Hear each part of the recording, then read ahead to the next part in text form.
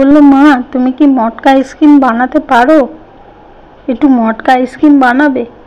আরে দেখি চেষ্টা করে, পারবো না কেন, সবাই পারে আমি পারবো না? নিশ্চয়ই পারবো। বলে হাফ লিটার দুধ আমি এই যে প্যানে বসিয়ে দিলাম। এবারে আর একটু আমুল দুধের ছোট একটা প্যাকেট আমি গুলিয়ে দেবো। তার জন্য একটু দুধ তুলে নিচ্ছি। দুধটা ফুটে গরম হয়ে গেছে, আমি তাতে একটু জল মিক্সড করে নেব, নিলে তাহলে গরম ভাবটা কমে যাবে। এবারে প্যাকেটটা কেটে দুধটা ঢেলে দেবো, দিয়ে একটু হালকা করে নাড়ালে দিয়ে দেব ওর মধ্যে, তাহলে দুধটা ঘনত্বটা বেড়ে যাবে। বাবারে বাবা, ঘরে বাচ্চা কাচ্চা থাকলে এত ওজোর আবদার থাকে না, কি বলবো। সব কিছুই দেখবে, দেখে আর শুনে আসবে, এসেই বলবে তুমি এটা বানাতে পারো, তুমি ওটা বানাতে পারো, তুমি ওটা করতে পারো, ওটা করো না মা। রোজই কিছু না কিছু রেকমেন্ড থাকে, কি যে করি জানি না। গরমে বোধ হয় এইবারে আমরা আমসত্ত্বই হয়ে যাব।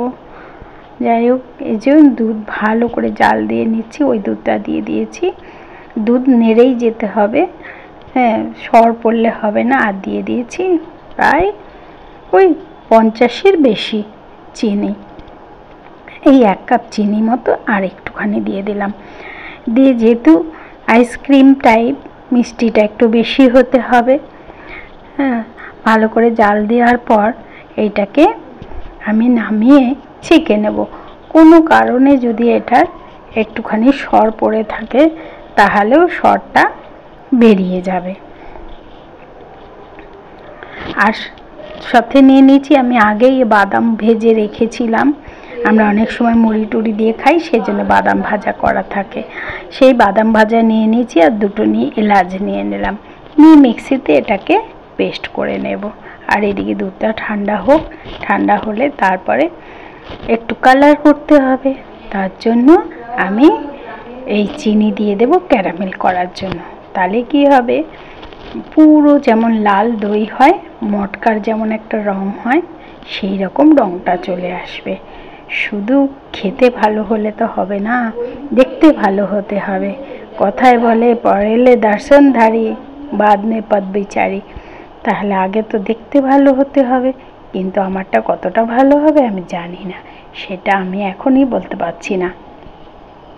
এই যে দেখুন, সর কিন্তু পড়েই ছিল, কারণ যতই আমরা নাড়ি না কেন একটুখানি সরে গেলেই একটু সর পড়ে যাবে। এই সরটাকে আমি ফেলবো না, এই সরটা বেশ মিষ্টি আছে, আমি নিজেই মুখে দিয়ে দেখলাম, বাহ দারুণ টেস্ট, ফেলার দরকার নেই। বাড়িতে বাচ্চা কাচ্চা বা নিজের মুখেই ফেলে দিন, ফেলার কিছু দরকার নেই। যাই হোক, এইবার আমি পুরো দুধটাকে এইভাবে ছেঁকে নেব। বন্ধুরা, আপনারা যদি আমার এই ভিডিও ইউটিউব থেকে দেখেন তাহলে চ্যানেলটিকে সাবস্ক্রাইব করার বিনীত অনুরোধ রইল। আর যদি ফেসবুক থেকে দেখেন তাহলে পেজটিকে ফলো করার। আর যদি খুব পছন্দ হয়ে থাকে আমার কোনো ভিডিও, তাহলে লাইক কমেন্ট শেয়ার করার আর একবার অনুরোধ রইল। অনুরোধ বলবো নাকি ভালোবেসে আবদার বলবো জানি না, অনুরোধও তাই আবদারও তাই, দুটোতেই যেটাই ভালো লাগে আবদার করতেই পারি। বন্ধু হন না সবাই, নিজেদের লোক। যাই হোক, এই যে পেস্ট করে নিয়েছি আমি বাদামগুলো, এবারে বাদামগুলো একে একে মিশিয়ে দেব। প্রথমে চামচ দিয়ে দিয়েছি, দিয়ে ভাবলাম কি বেশ সবটা দেব না, তারপরে ভাবলাম এই এখন গুঁড়োটা রেখে কি করব, দিয়ে দিই, ভালো টেস্ট হয়ে যাবে, খাওয়াও হয়ে যাবে। এদিকে মিষ্টি দই করব বলে দুটো ভাঁড় এনে রেখেছি, সেটাও রেকমেন্ড করা আছে মেয়ের, মা তুমি শুধু টক দই বানাও, মিষ্টি দই বানাও না। তার মানে একটা একটা পরপর কিন্তু ইচ্ছাগুলো পূরণ হতেই থাকবে, কিছু করার নেই। আর এই যে আইসক্রিমের পটে এইভাবে আমি দিয়ে দিয়েছি, কারণ মটকার আলাদা যে কুলপির সাইজ হয় সেটা আমার এখন নেই, সে কারণে এতেই বসিয়ে দিলাম। দরকার হলে চামচে করে বার করে নেব, কারণ যেহেতু এটা পুরো বেরোবে না সেইভাবে, যেহেতু অনেকটা বাদাম দেওয়া আছে, এই যে এবারে ফ্রিজে রেখে দেব। এই ফ্রিজে রাখাটা প্রায় ওভারনাইট তো অবশ্যই 6-7 ঘন্টার বেশি রাখলে ভালো হয়, তাহলে ভালো জমবে।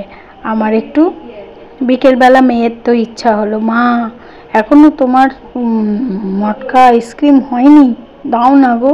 আমি কি করব, বের করে দিয়ে দিলাম মেয়েকে বাটি করে। বলি দেখ খেয়ে। বলে মা তুমি বানিয়েছো, আগে তুমি টেস্ট করো, তারপরে আমি টেস্ট করবো। মানে আমার জিনিস, আমার হাতের জিনিস, আমি তো বলবোই ভালো হয়েছে, তুই খা, তবে তো বুঝবি কীরকম হয়েছে না হয়েছে। না গো মা, খাও খাও খাও, তুমিও খাও আমিও খাই, দুজনেই খাই বলে তো আমরা মেয়ে দুজনে বন্ধুর মতো। তাই আমাদের সবটাতেই কাড়াকাড়ি ভাগাভাগি হতেই থাকে। যাই হোক বন্ধুরা, সবাই ভালো থাকবেন, সুস্থ থাকবেন। আমি একবার চেখে দেখে নিচ্ছি কেমন হয়েছে। উফ, মুখে দিতেই তো অসাধারণ, বলতেই পারছি।